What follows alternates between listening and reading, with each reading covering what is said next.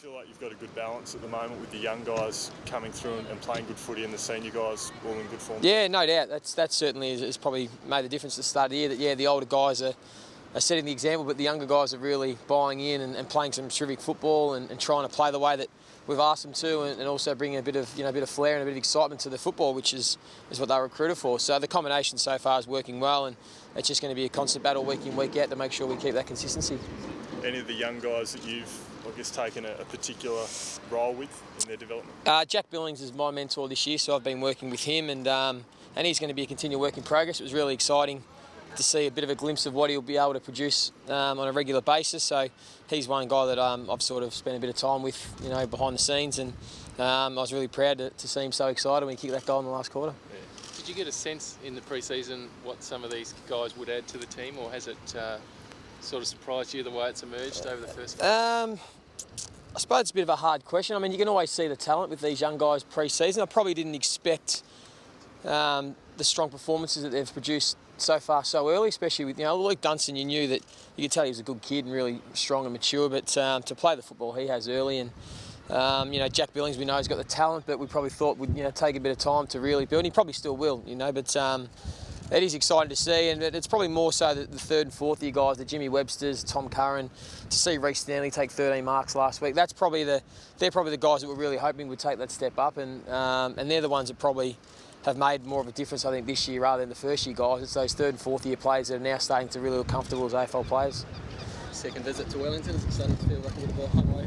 Yeah, it is. Yeah, we really enjoyed coming last year, and Wellington always make us feel welcome here, and the boys really enjoyed it, and they're happy to be back again. And we're walking to the streets now and going to meet some more locals, and really trying to drum some support, because, as I said, the feedback after last year was we really enjoyed it and really felt welcomed and supported here, and really enjoyed the experience. So the guys are all happy to be back.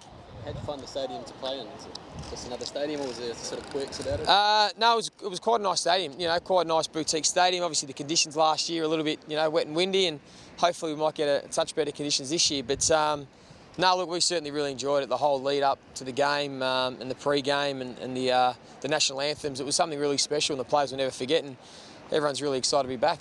Going into this game as quite strong favourites. It's probably not a position you've been in a lot recently. So yeah, it's a different challenge for us this year. We probably haven't gone into the game as strong favourites yet this year, but another challenge we'll look forward to. It's another opportunity for us to improve and play the way we want to play, and that's what we're focusing on this year. The results are irrelevant. It's about how we want to play, and if we play the way we want to, then we'll get the results. So that's our focus, and nothing will change whether we're favourites or underdogs. We'll just prepare really strongly and hopefully put in a good performance.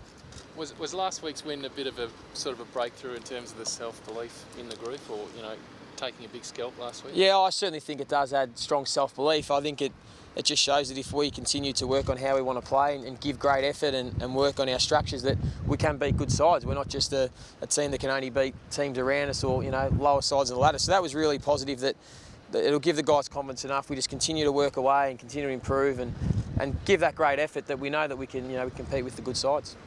Effort's a word we hear a lot from the players now, and Richo as well. I'm sure you had a crack last year, but have you, I guess, ramped up your focus on that this year?